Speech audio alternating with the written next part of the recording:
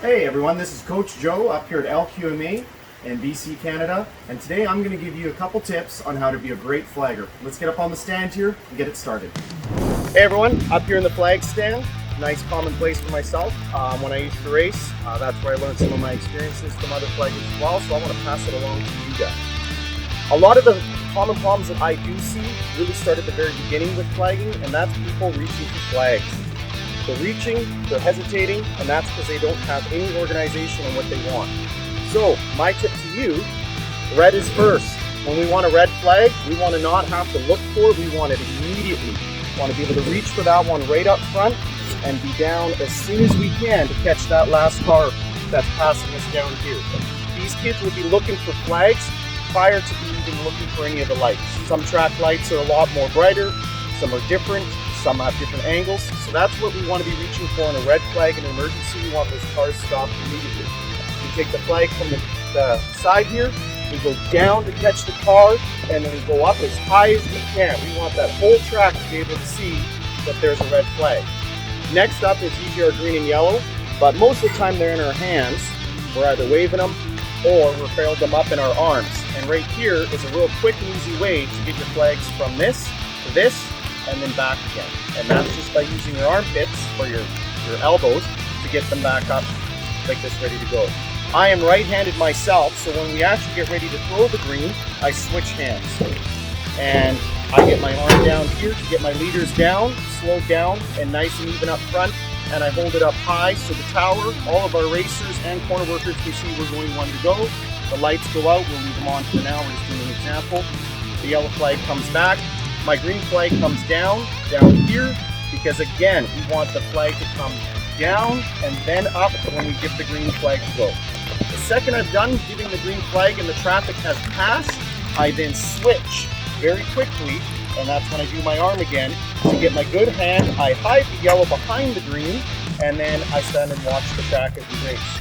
Another common issue is people sit too far forward and they're missing this side of the track. Try to step back a little bit and listen, and you'll commonly see flaggers looking back and forth. They're not actually looking around or watching the race, which a lot of flaggers tend to start to do. Then they miss something. Second, we're going to go yellow flag. Green flag is off, yellow flag's already out. It'll be a continuous motion back and forth. Same thing, the flag went down, then it went up. Because there could be a car right there that we want to catch, especially with our younger drivers that aren't seen as far across the track. So like in any race, they're all important, and the last 3 laps of the race are kind of critical for a flagger getting his timing right and really not dropping the ball. So this next section is going to be a little bit of a hot spot for some people.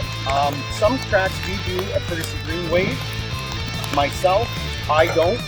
I just do a dramatic lift, and I get rid of the flag and I drop it. If some tracks do just want us to do it, I have no problem. At that point, I then put my yellow flag in. This is a lot slower. Under my armpit. We may need this. I reach for my white flag, which is already queued up, ready to go before my checkered. I reach up, I wave it back and forth, and then I point, and I throw my white flag, and I wait for that continued lap. I still have my yellow flag in my armpit ready to go if something goes wrong. As we're coming around, our leader comes around for our last lap. They're coming up to the corner. Drop. White flag is off. Not going to use the yellow flag. It's official. The checkered flag has been thrown. We're not coming back from that. And that will happen in a lot faster motion, but the key part is all in your lineup here and where you have your flags every time to make that a clean switch. The next thing I'm going to show you when we come back is I'm going to also show you what happens when we have a yellow flag in between. Okay, so the hot topic of the day is when we have a yellow flag in the middle of basically 4 flags a flagger has to use while cars are going 60 some odd kilometers around the track. It can get pretty intense, so having patience with someone in that situation is actually greatly appreciated. So, do your courtesy wave. Still got the yellow flag here.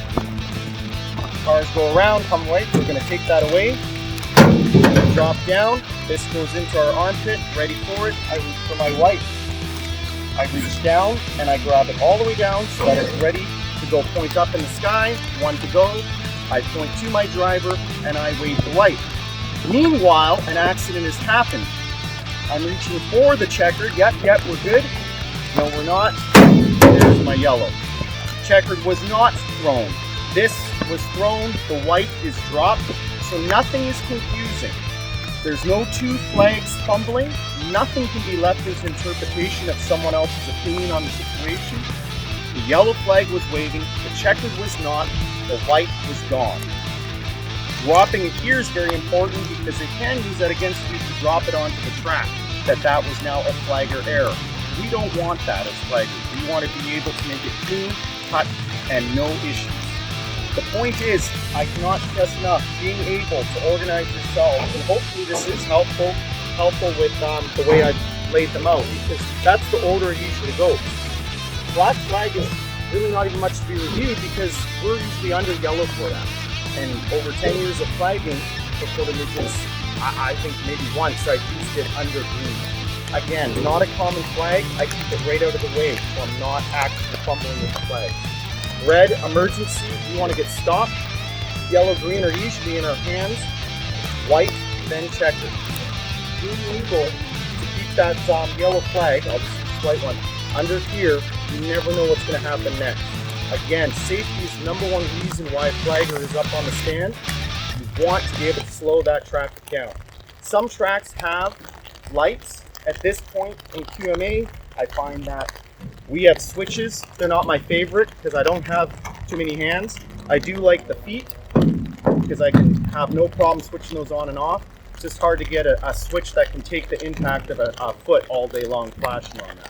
I hope my video does help flaggers that are wanting to step up. I hope it helps flaggers that have already been flagging.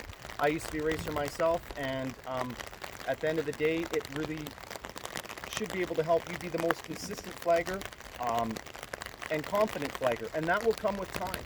But if you take the time now to set yourself up to succeed and be consistent with it, that's what's gonna make it fast and quick. Eliminate the interpretation, wave the flags with confidence, and I'm sure at the end of the day you'll be able to step off that stand and say, I had a good day, had fun, and we'll want to jump up there and teach someone else as well in the future. Stay tuned, watch some more of my Facebook videos and YouTubes, and we'll talk to you soon.